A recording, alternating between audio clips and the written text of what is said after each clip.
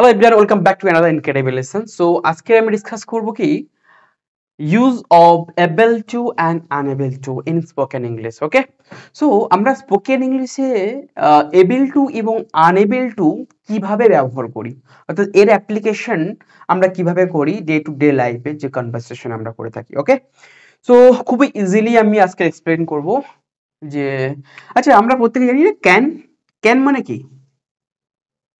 Can মানে পারা। Okay, so everyone know I know. So can মানে পারা। তো আমরা ইউজুয়ালি কি বলে থাকি, সাবজেক্টের পরে আমরা ক্যান ব্যবহার করে থাকি না, ক্যান, দেন ভার্বের V1। ওকে, তো সাবজেক্ট যদি আমি দিই এখানে I, then can, I can. Okay, so I can আমি পারি। সো স্পিক ভার্ব দিলাম একটা, এখানে একটা অবজেক্ট থাকবে। Okay, so I can speak English. Okay, তো কি হলো, আই ক্যান স্পিক ইংলিশ, আমি ইংলিশে কথা বলতে পারি। সো আমরা এই ক্যান দিয়ে যত রকম মানে ক্যান দিয়ে যে যে মেনটা আমরা করতে চাইছি, যেমন আই ক্যান স্পিক ইংলিশ, আমি রান্না করতে পারি, আই ক্যান কুক, আমি রান্না করতে পারি, আমি ফুটবল খেলতে পারি, আই ক্যান প্লে ফুটবল, আমি ইংলিশে আমি আমি চেস খেলতে পারি, আই ক্যান প্লে চেস। তো এইভাবে আমরা ক্যান দিয়ে কোনো পারা হতে, অর্থাৎ পারা অর্থে যদি আমরা ক্যান ব্যবহার করে থাকি, সো জাস্ট এই ক্যানের জায়গায় এই ক্যান মিন করতে একই সেন্সে আমরা এবেল টু ব্যবহার করব। কি ব্যবহার করব? Able two. সো এখানে আমরা সাবজেক্ট আই দিলাম, তো এখানে আমরা এবেল টুর আগে একটা হেল্পিং ভার্ব হিসেবে এম ইজ আর যে কোনো একটা ব্যবহার করব। ওকে, সো এখানে এই যে ক্যান ব্যবহার করেছিলাম, আমরা ক্যানটাকে করে দেবো, সাবস্টিটিউট করব। কি দিব? সাবজেক্টের পরে একটা এম ইজ আর দেব, এম অথবা ইজ অর আর, দেন আমরা এবেল টু দেব। ওকে, এবেল টু ব্যবহার করব। ওকে, সো নাও আই পরে আমরা প্রত্যেকে জানি I am. Okay, next able to use করব, আই এম এবেল টু, চলো স্পিক ইংলিশ করে দিলাম। Okay, so speak English, I, so I am able to speak English, so আমি ইংলিশে কথা বলতে পারি। নাও আমি যে সমস্ত সেন্টেন্স আমরা ক্যান দিয়ে বলেছিলাম না, so I can play football, I can speak English, I can read, I can write, I can swim, I can draw, I can cook, I can sing, I can dance, so whatever you can say. So আমরা যে সমস্ত sentence আমরা can দিয়ে বলতে পারি, ability to do something, that is nothing but meaning the can, and so nothing but the able to. So I can do, I can do anything. So আমরা এই সেন্সে আমরা I am able to করে দেবো। ওকে, so আমি ইংলিশে কথা বলতে পারি, কি বলবো? I am able to speak English. আমি ফুটবল খেলতে পারি, I am able to play football. আমি গান গাইতে পারি। Okay, so I am able to sing, আমি গান গাইতে পারি। সো আমি ডান্স করতে পারি, কি হবে? I am able to dance. চলো এখন আমরা এই ক্যানের জায়গা আমরা কান্ট দিয়ে কথা বলি না, that mean can not. Okay, so can not দিয়ে যদি আমরা কথা বলতে চাই কি হবে দেখো, সাপোজ আমি বলতে চাইছি যে আমি ইংলিশে কথা বলতে চাই, আমি পারি না। ওকে, সো আমি বলছি যে ইংলিশে কথা বলতে পারি না, সো আমরা ক্যানটাকে কান্ট করব, ক্যান নট করব। Okay, so I can not, I cannot speak English. কি বললাম? I cannot speak English, আমি ইংলিশে কথা বলতে পারি না। নাও আমরা এটাকে কন্ট্রাকশন করছি, কিসের কন্ট্রাকশন করছি? ক্যান এবং নট এর কন্ট্রাকশন আমরা স্পোকেন ইংলিশ, এটা শুনতে ভালো লাগে, can't. So I can't speak English, আমি ইংলিশে কথা বলতে পারি না।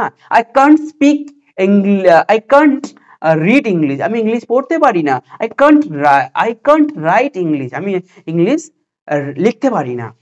সো আমরা নেগেটিভ করছি, মানে I am unable to do something, that mean actually আমি আনএবলটা ব্যবহার করছি। যাই হোক, তো আমরা ক্যানের ক্যান দিয়ে যখন আমরা নেগেটিভ করছি তখন আমরা কি করছি, কান্ট ব্যবহার করছি। তো এইরকম সেন্টেন্সে আমরা এই কান্টটা সাবস্টিটিউট করব কি দিয়ে, আনএবল টু দিয়ে। ওকে, কি বললাম, এই কান্ট আমরা কান্ট ইউজ করব না, বাট সেম মিনিংটাকে আমরা মিনিংটাকে সেম রেখে আমরা তাহলে কি ইউজ করতে হবে, আনএবল টু। দেখো, সো এখানে আমি স্ট্রাকচারটা বলে দিই। সাবজেক্টের পরে তখন কি বলেছিলাম, এম ইজ আর বলেছিলাম তো। ওকে, সো এখানে সেম থাকবে এম ইজ অর। ওকে, দেন ওখানে এবেল টু ছিল, এখানে আনএবল টু হয়ে যাবে, আনএবল টু, দেন ভার্বের V one, then object. Okay, and full stop. So আমি বলছি যে আমি ইংলিশে কথা বলতে পারি না, সো আমি এই কান্ট স্পিক ইংলিশ এটা বলতে চাইছি না, আমি একটু মডারেট মানে একটু স্ট্যান্ডার্ড ভাবে বলতে চাইছি। মডার্ন স্পোকেন ইংলিশে আমরা কিন্তু ক্যানের থেকে আনএবলটা আরো একটু মডার্ন হয়ে যায়। সো আই আম, সো যদি আরো একটু মডার্ন বলতে আই আমটাকে আমরা যদি কন্ট্রাকশন করি কি হবে, so so unable to speak, unable to speak English. Okay, so I am টা কি বলবো, unable to speak English. Okay, unable to speak English. So I am unable to speak English. Next আমরা এই unable দিয়ে কিছু example যদি বলতে চাই, সো আমি ফুটবল খেলতে পারি না, I'm unable to play football. আমি রান্না করতে পারি না, I'm unable to cook. So I'm unable to cook. But আমি কিন্তু রান্না করতে পারি, এটা আমি কি করলে এক্সাম্পল দিলাম। ওকে, সো কি হবে, আনএবল টু কুক, আমি রান্না করতে পারি না, আমি কি করতে পারি না, আমি আঁকতে পারি না, I am unable to draw, আমি লিখতে পারি না, I am unable to write, আমি সাঁতার কাটতে পারি না, I am unable to swim, আমি দেখতে পারি না, I am not blind. Okay, so I am unable to see. সো এইভাবে আমরা কি করলাম, আনএবলের ব্যবহার শিখলাম। নেক্সট আমরা কি করব, এটা প্রেজেন্টের কথাটা বললাম। নেক্সট যদি আমরা পাস্ট টেন্সে কথা বলি কি হবে, দেখো এখানে আমরা জাস্ট ক্যান দিয়ে আমরা কথা বলবো। ওকে, আমি ক্যান দিয়ে পাস্ট টেন্সে যদি কথা বলতে চাই কি হবে, আমি আচ্ছা, ability to do something in present that is the can, and ability to do something in past that is the could.